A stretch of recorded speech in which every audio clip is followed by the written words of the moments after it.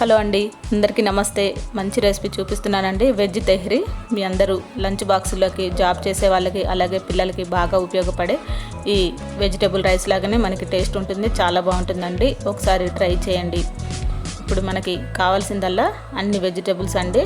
ముందుగా మీరు క్యాలీఫ్లవర్ని వేడి నీటిలో, అంటే మరుగుతున్న నీటిలో మీరు ఈ క్యాలీఫ్లవర్లన్నిటిని వేసి పక్కన పెట్టేసుకోండి. ఎక్కువసేపు ఉడకాల్సిన అవసరం లేదండి.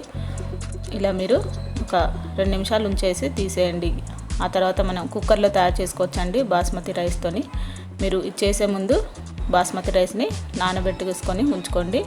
అలాగే మీరు దీంట్లో కావాల్సిన దాల్చిన చెక్క, లవంగాలు, అంటే మనకి బిర్యానీ సామాన్లన్నీ ఒక ప్యాకెట్స్ దొరుకుతాయి కదండి, అవన్నీ దీంట్లో వేసుకోవచ్చు. మంచి ఫ్లేవర్ వస్తుంది వీటి వల్ల. లవంగాలు, దాల్చిన చెక్క, మనకి దీంట్లో రకరకాల ఫ్లేవర్స్ ఉన్న బిర్యానీ మసాలా మనకి బయట దొరుకుతూనే ఉంటుంది. అది మీరు తెచ్చుకొని దీంట్లో వేసేసుకోండి. అలాగే బగారాకు ఒకటి తీసుకోండి. ఇప్పుడు మీరు ఈ బిర్యానీ సామాన్ అన్ని దీంట్లో వేసిన తర్వాత మీరు ఒక బగారాకు వేసుకొని కొంచెం వేయించుకోండి. దీంట్లోకి మనం ముందుగా క్యారెట్, అలాగే క్యాలీఫ్లవరు, బీన్స్, అలాగే ఆలు అన్నీ రెడీగా పెట్టేసుకోండి. దీన్ని మనం ఇప్పుడు కుక్కర్లో చేసుకోవచ్చు. మామూలుగా మీరు నార్మల్ ప్యాన్లో కూడా చేసుకోవచ్చండి. అలాగే మీరు ఉల్లిపాయల్ని ఒక 2 కట్ చేసుకొని పచ్చిమిర్చిని దీంట్లో వేయించేసుకోండి. కొద్దిగా కలర్ మారిన తర్వాత దీంట్లో మీరు అల్లం వెల్లుల్లి పేస్ట్ కూడా వేసుకొని కొద్దిగా పచ్చివాసన పోయే వరకు ఫ్రై చేసుకోవాలండి. మనం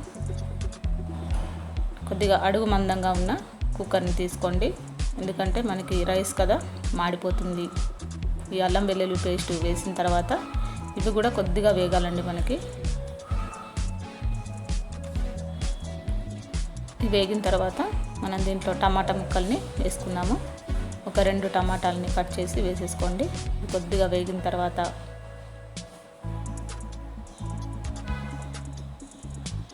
మనకి ఇందులో టమాటా, క్యాలీఫ్లవర్, ఆలు, క్యారెట్, బీన్స్, అలాగే పచ్చి బఠానీ ఇవన్నీ కూడా మనకి దీంట్లో కావాలండి.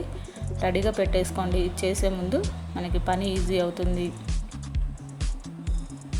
ఈ టమాటా ముక్కలు కూడా వేగిన తర్వాత దీంట్లో మీరు కొన్ని ఆలు ముక్కలను, అంటే ఒక ఆలు పెద్ద తీసుకొని కట్ చేసి వేసేసుకోండి.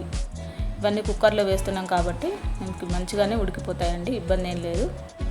అలాగే దీంట్లో బీన్స్, అలాగే క్యారెట్ ముక్కలు, అలాగే మీరు దీంట్లోనే పచ్చి బఠానీ కూడా వేసుకోవాలండి. ఒక 2 స్పూన్లు వేసుకోండి. అలాగే మనం వేడి నీటిలో నానబెట్టుకున్న క్యాలీఫ్లవర్ని కూడా దీంట్లో వేసేసుకోండి. ఇవన్నీ కొద్దిగా మనకి ఆయిల్లో కొంచెం సేపు ఫ్రై చేసుకోండి. దీంట్లోనే తగినంత పసుపు, మనకి రైస్ మంచి కలర్ వస్తుందండి. పసుపు, ఉప్పు, కారం కూడా దీంట్లో వేసేసుకోవాలి మనం. అలాగే ఉప్పు కూడా మీరు తగినంత వేసుకోండి. మీ టేస్ట్కు తగ్గట్టు వేసుకోవచ్చండి. ఇవన్నీ కొద్దిగా ఫ్రై అయిన తర్వాత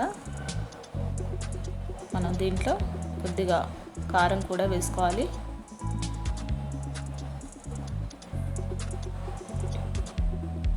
పచ్చిమిర్చి వేసాం కాబట్టి కారం చూసి వేసుకోండి.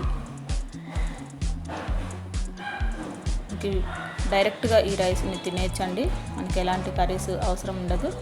మనం ఒకవేళ మీకు కాంబినేషన్గా కావాలంటే సాంబార్ కానీ, చికెన్ కానీ ఏమైనా సరే మీరు రెడీగా పెట్టేసుకుంటే ఈ రైస్తో పాటు తిన్నా కానీ చాలా బాగుంటుంది. మనకి అలా అవసరం లేదు, ఓన్లీ ఈ రైసే తినాలనుకుంటే అలా కూడా సర్వ్ చేసుకోవచ్చు. ఈ పెద్ద గ్లాస్తో నేను 2 గ్లాసుల రైస్ని తీసుకున్నానండి. దీంతో మనం ఒక 3.5 గ్లాసులు వాటర్ వేసుకున్నాము. మనం ఎప్పుడైనా సరే ఒక గ్లాస్కి 1.5 వాటర్ వేస్తే మనకి బాస్మతి రైస్ బాగా ఉడుకుతుంది.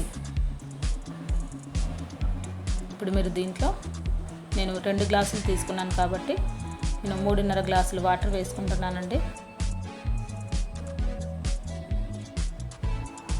ఎప్పుడైనా కొంచెం తక్కువగా వేసుకోవాలి, లేదంటే మన కుక్కర్లో కాబట్టి కొంచెం తక్కువగా వేసుకోవచ్చు వాటర్. ఇప్పుడు నానబెట్టుకున్న బాస్మతి రైస్ని దీంట్లో వేసేసుకోండి.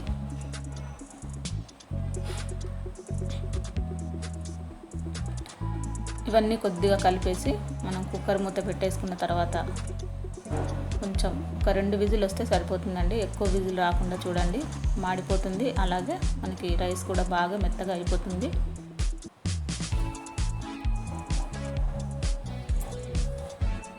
ఒక 2 విజిల్స్ వస్తే సరిపోతుందండి. చూడండి ఇంత చక్కగా రైస్ మనకి పుల్లలుగా తయారైపోయింది. మీరు ఈ విధంగా తయారు చేసుకోండి. మీరు జాబ్ చేసే వాళ్ళైతే కుక్కర్లో వేసేసుకుంటే మనకి ఇది త్వరగా ఒక పావు గంటలో మనకి ఇది రెడీ అయిపోతుందండి.